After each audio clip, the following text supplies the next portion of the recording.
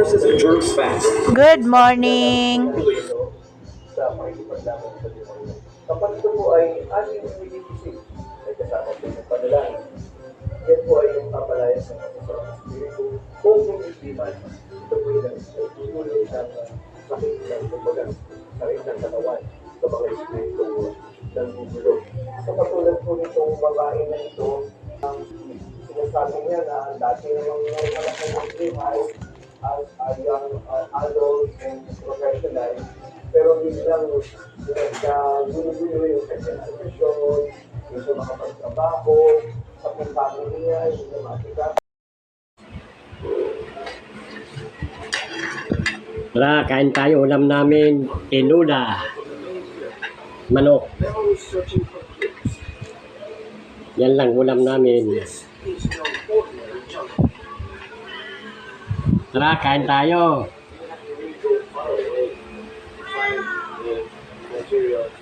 Sarap.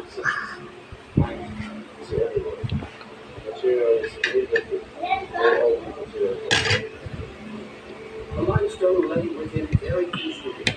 The soil is very, very thin. It's very, very centimeter. Yan, papaya. So laying over Ang sahog, papaya. limestone bedrock. It's Yan, may siling green. Ayan, sili. Sarap, nagmurmantika. Oh. Nagmurmantika. Taka na tayo. Kain tayo. Itong ulam namin, yung tira namin kagabi na tulingan.